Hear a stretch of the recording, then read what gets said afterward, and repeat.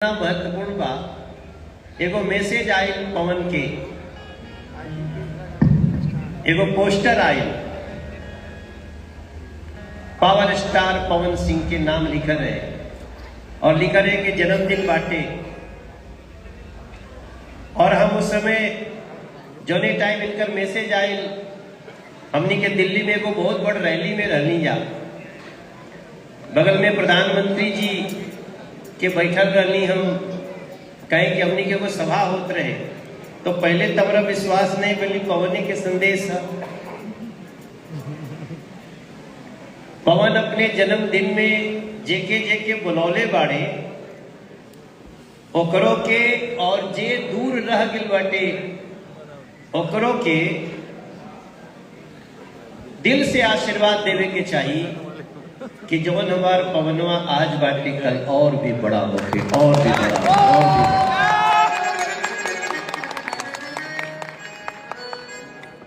इनका खातिर हम का कह सकीला।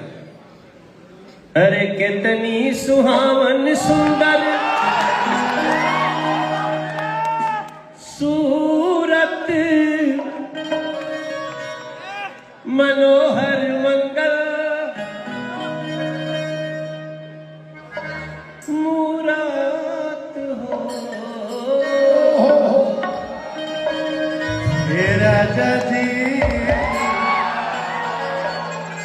हे राजा जी, हे राजा जी, हे राजा जी, एक करे तारा हाजरूरत मूरत खूबसूरत हो।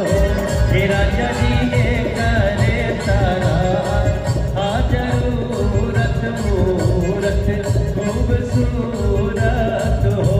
हे राजा जी, एक करे तारा हाजरूरत मूरत खूबसूरत।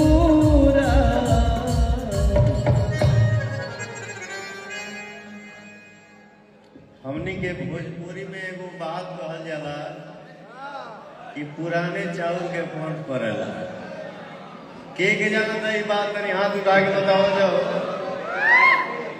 अरे गरज के बताओ सब।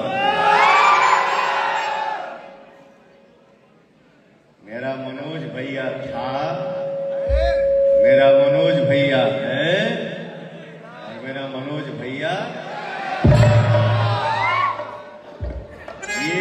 ये गायकी कभी नहीं जा सकता। अरे मेरे भैया, देखो वैसे तो बाप को भी अपने बच्चे की सफलता पे बहुत, अरे महाराज जय श्री राम। ये हमारे संगतिया। अच्छा, यहाँ के हमारे बहुत दिन से हमने के संपर्क पाए। एक मिनट और समय लेंगे भैया, एक मिनट। बाबू हमारे गुरु जी आए हैं, हमारे अजीत सिंह जी। अच्छा अच्छा।